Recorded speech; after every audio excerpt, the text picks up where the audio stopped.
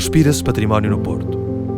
Uma atmosfera antiga, intimista, que resulta de uma paisagem urbana assente numa história milenar, numa riqueza diversificada que conta o trajeto da cidade ao longo das épocas romana, medieval, renascentista, barroca e neoclássica.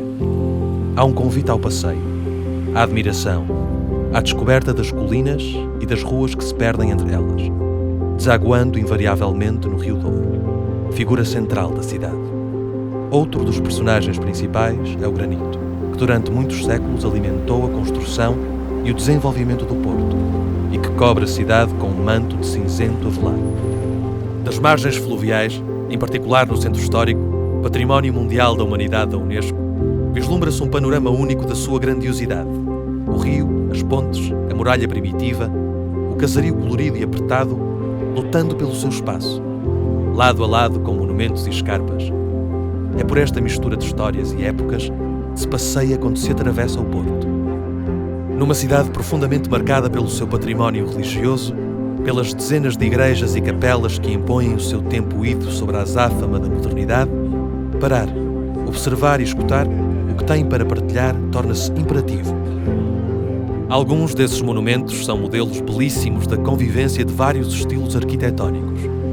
A Sé do Porto e a Igreja de São Francisco são dois desses exemplos, onde o românico, o gótico e o barroco se intercalam, permitindo que se assista a este diálogo silencioso de formas e de cores, ao contraste inusual entre ornamentações barrocas e a austeridade da arquitetura gótica.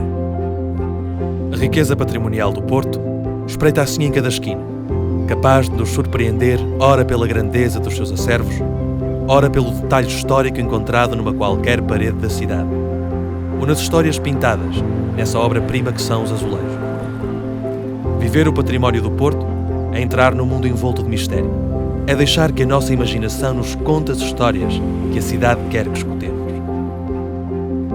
E uma das mais belas histórias é a relação entre o Porto e o Rio Douro, um velho romance que se repete a cada geração, a cada ano que passa.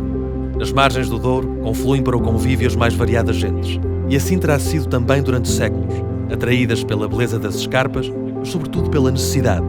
Não tivesse sido este rio sustento da cidade em épocas distantes, de onde saíam e entravam as mercadorias, como o vinho do Porto.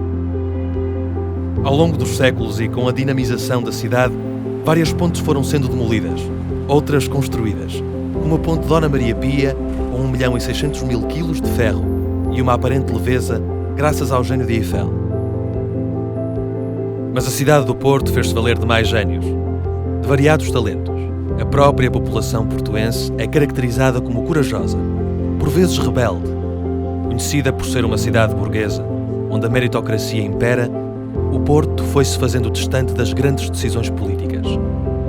Por exemplo, entrar no Palácio da Bolsa, construído pelos comerciantes do Porto, é comungar desta experiência, é fazer parte, ainda que temporariamente, destes valores, de apreciar e sentir como sua a beleza que este património proporciona.